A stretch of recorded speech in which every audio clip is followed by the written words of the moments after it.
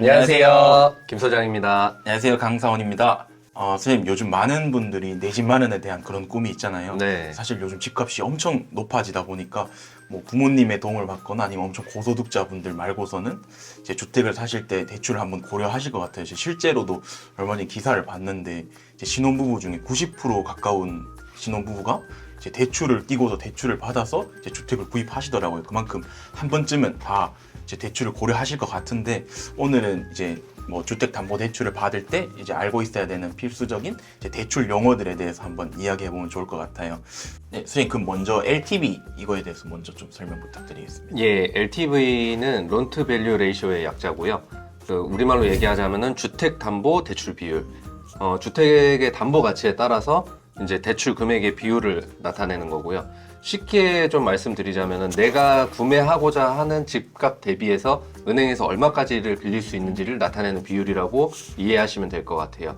10억의 가치를 가진 아파트를 사는데 그러니까 LTV가 50%다 보니까 최대 5억까지 대출이 가능하다. 이렇게 이제 이해를 하시면 될 것 같아요. 선생님, 아까 LTV 말씀하실 때 네. 담보 가치라는 말이 있었잖아요. 네. 이 담보 가치는 어떤 걸 기준으로 평가를 하게 돼요? 주택의 담보 가치, 뭐 시세라고도 할 수 있는데 이 담보 가치는 국세청의 기준 시가, 그다음에 국민은행 KB 부동산 시세, 그다음에 한국감정원 시세, 그리고 감정평가법인에 의뢰한 가격 중에 한 가지를 사용하도록 규정하고 있고요. 이 LTV 구하는 값은 자막으로 좀 보실 수 있게 저희가 올려드리도록 하겠습니다. 선생님, DTI라는 단어도 LTV만큼 많이 들리더라고요. 네. 이 DTI가 뭔지도 좀 알려주세요. DTI는 Debt to Income Ratio 약자예요. 그러니까 우리말로 얘기하자면은 총 부채 상환 비율, 내 전체 1년의 소득 대비해서 부채의 연간 원리금 상환액, 이렇게 비율로 보시면 되고요. 그 소득 대비해서 내가 빚을 얼마나 갚을 수 있는지 내 상환 능력을 보는 지표라고 볼 수 있죠. 기타 대출이 전혀 없다는 조건으로 지금 설명을 드릴 건데요. 내 연봉이 5천만 원이고 DTI가 40%라고 가정을 하면은 나의 연간 원리금 상환액의 한도는 2천만 원이 되는 거고, 그걸 월로 환산했을 때는 월 166만 원 정도가 될 거예요. 요 내가 갚을 수 있는 한도 내에서만 대출을 해준다는 뜻입니다. 여기서 팁을 좀 드리자면은 대출을 받으실 때 대출 상환 기간을 좀 길게 늘리면은 갚아야 할 원리금이 줄어들기 때문에 대출금이 조금 높아질 수 있습니다. 요거는 참고하시면 좋을 것 같고, 실제로 이제 이게 가능한지 은행 가서 대출 받으실 때 직접 상담해 보시면 좋을 것 같아요.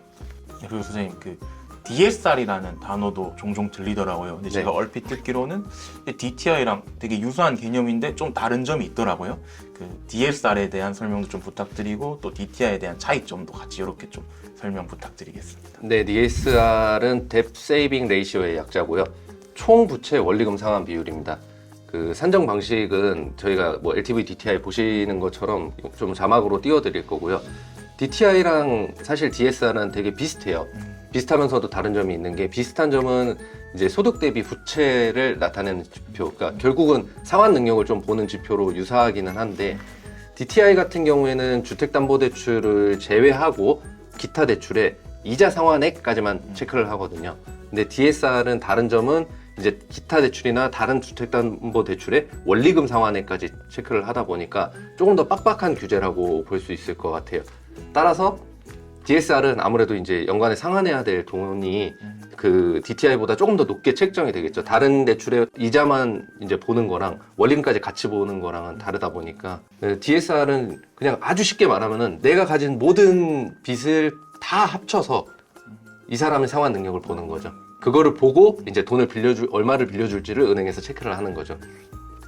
이래서 DSR 규제에 이렇게 발목 잡히시는 분들이 많은 거군. 좀 더 까다롭다 보니까. 옛날에는 진짜 뭐 LTV, DTI밖에 없었고요. 그러고 나서 뭐 신 DTI가 생겼다가 뭐 이제 또 DSR이 생기고, DSR도 사실 예전에는 뭐 그렇게 은행에서 참고만 하는 정도였는데 요즘은 굉장히 많이 따지고 있다고 알고 있습니다. 뭐 가능하다면 돈을 막 빌리는 사람 입장에서 선택할 수 있다 하면 DSR보다는 DTI를 적용해서 이렇게 대출을 하는 게 더 유리하긴 하겠네요. 그럼요, 맞습니다. 이게 사실 개인이 원하는 대로 선택할 수 있으면 너무 좋겠지만 그런 상황은 못 되고요. 돈을 빌리는 사람 입장에서는 아무래도 DSR보다는 DTI만 적용하는 게 조금이라도 더 많은 금액을 받을 수 있겠죠. 소장님, 그럼 이런 DTI, 뭐 DSR, LTV 이런 값들은 어떻게 정해지게 되는 거나요? 요 상한선은 보통 내가 사고자 하는 주택이 어디에 위치해 있는지 같은 이제 소재 지역이나 아니면은 이 내가 기존의 주택을 가지고 있는지와 같은 무주택 유무, 그리고 생애 최초 구입인지 뭐 이런 조건에 따라서 좀 많이 달라지기는 해요. 그냥 일반적으로 설명드리자면은 LTV 같은 경우에는 비규제 지역이 60%, 그 다음에 규제 지역 같은 경우에는 50%고요. 생애 처음으로 주택을 구입하신다 그러면은 이런 규제와 상관없이 80%까지 적용이 됩니다. 그리고 다주택자 같은 경우에는 또 집을 너무 많이 갖고 있다는 것 때문인지 30%로 비율이 확 줄어들고요. 그리고 DTI 같은 경우에는 비규제 지역은 60%, 그리고 규제 지역에서는 뭐 조금 다를 수는 있는데 보통 40에서 50% 정도, 그리고 생애 최초로 주택을 구입하시는 분들은 60%까지 해주시는 걸로 알고 있고, DSR 같은 경우에는 1억 원 이상 받으실 때 상한선이 40%입니다. 이런 비율 같은 경우에는 정권마다 또 달라지고, 그리고 정권이 바뀌면 부동산 정책도 달라지고, 그런 거에 따라서 종종 바뀌고 있으니까 실제로 대출을 받을 때 은행에 가셔가지고 상담 받으시는 게 가장 정확하게 확인하실 수 있는 방법일 것 같아요. 선생님, 여기 말씀 들어보면서 제가 궁금한 게, 주택 가격이나 뭐 소득, 뭐 기타 부채 이런 거에 따라서 다 이제 사람마다 LTV, DTI, DSR 이 값이 다 산출값이 다르게 나올 거잖아요. 네, 그렇죠. 그럼 이 세 가지 중에서 뭐 어떤 걸 기준으로 대출이 실행되나요? 그리고 또 신용도에 따라서도 이게 좀 달라질 수 있나요? 아니, 일반적으로 대출은 신용대출이랑 담보대출로 크게 나눌 수 있는데요. 담보대출 같은 경우에는 신용도에서는 크게 영향을 받지 않습니다. 저희가 다루고 있는 건 주택담보대출이다 보니까 신용도에는 크게 영향을 미치지 않는다, 이런 거 다시 한번 말씀드리고 싶고요. 그 LTV, DTI, DSR 중에 어떤 게 영향을 주고 어떤 게 안 주냐 이런 건 없습니다. LTV, DTI, DSR 다 영향을 받고요. 대출 받을 때는 순서는 일단 LTV를 적용을 해서 대출이 가능한 금액을 산정을 하고요. 그 뒤에 이제 DTI랑 DSR에 대해서 다시 한번 심사를 해가지고 이제 대출 가능 금액이 최종적으로 결정이 되고, 그 다음에 대출이 진행됩니다. 이 세 개를 적용했을 때 가장 낮은 금액이 대출이 된다, 이렇게 이해하시면 좋을 것 같아요. 그러면 소장님, 최근에 이제 정부에서 이제 기존의 주택담보대출과는 조금 다른 좀 파격적인 상품, 뭐 특례 보금자리론이라고 하더라고요. 이 대출 상품을 내놨더라고요. 제 주변에서도 심심찮게 이렇게 들리고 있고, 또 제 아는 분 중에선 다른 대출을 받고 계시다가 이 특례 보금자리론으로 갈아타시는 분도 계시더라고요. 네. 왜 이렇게 이 특례 보금자리론이 인기가 많은 건가요? 그 특례보금자리론 같은 경우에는 기존의 뭐 일반 전환대출, 뭐 그다음에 뭐 적격대출, 뭐 또 보금자리론, 이런 되게 정책 모기지를 다 통합한 상품으로 보시면 될 것 같고요. 기존 보금자리론들을 업그레이드해서 만들었다, 이렇게 이해하시면 될 것 같습니다. 이게 인기 있는 이유를 제 나름대로 좀 생각을 해봤는데 크게 세 가지로 말씀드릴 수 있을 것 같아요. 첫 번째는 뭐 지금 촬영 시점에서는 금리가 동결이 됐지만 작년부터 시작해서 기준금리가 지속적으로 이렇게 가파르게 올라가는 금리 인상 시대에서 뭐 낮은 금리라고는 볼 수는 없지만 어쨌든 고정금리로 대출을 받아서 안정적으로 내가 이제 지출 계획이나 이런 걸 세울 수 있다는 좀 장점이 있고요. 그 다음에 두 번째 같은 경우에는 예전에는 사실 대출을 받을 때 그 빌리는 차주의 소득 요건을 좀 많이 따졌는데, 요 특례보금자리론 같은 경우에는 그 기존 보금자리론이랑은 다르게 소득을 많이 안 본다, 거의 보지 않는다, 요게 장점이 될 수 있을 것 같고요. 그리고 세 번째로는 강사원님 말씀하셨듯이 많은 분들이 좀 DSR에서 발목 잡힌다고 하셨는데, 요 특례보금자리론은 DSR을 보지 않습니다. 그러다 보니까 LTV, DTI만 보고 대출을 받을 수 있다는 점. 그리고 요거는 사실 뭐 장점으로 넣을까 말까 되게 고민을 많이 했는데, 조기 상환 수수료가 없다 보니까 이제 예를 들어서 상황이 다시 변해서 금리가 낮아지고 뭐 이런 상황이 돼서 특례보금자리론이 더 높은 금리다 했을 때 좀 더 쉽게 갈아탈 수 있다, 이런 것도 뭐 장점이라면 장점일 수 있겠죠. 소장님 말씀 들어보니까 되게 장점이 많은 것 같네요. 근데 뭐 저뿐만 아니라 많은 분들도 이렇게 매력적이라고 생각할 수 있을 것 같은데, 네. 누구나 신청 가능한가요? 누구나 신청 가능하진 않고요. 네. 기존의 모기지론이나 모기지 정책들에 비해서 제약사항은 많이 줄어든 건 사실이지만 그래도 어느 정도 요건은 갖춰야지 신청이 가능합니다. 그 신청 요건 좀 설명을 드리자면요. 기본적으로 내가 구입하고자 하는 가격, 주택의 가격이 9억 원 이하여야 되고요. 그 다음에 채무자, 그러니까 돈을 빌리려는 사람과 그 배우자 주택 수를 합산을 했을 때 지금 신청하고자 하는 담보주택 제외하고 무주택자이거나 아니면 한 개의 주택만 가지고 있어야 되고요. 만약에 한 개의 주택을 가지고 있는데 이 보금자리론 대출을 받았다. 그러면 이 기존의 한 주택은 3년 이내에 정리를 해주셔야 되는 조건도 붙어 있습니다. 그리고 자금을 대출을 받더라도 이거를 사용하는 데도 사실 제약이 있거든요. 기본적으로는 이제 주택을 구입하시는 구입 용도나 아니면은 말씀하셨듯이 다른 대출로 갈아탈 수 있는 상환 용도, 그리고 이 정도로 보시면 될 것 같아요.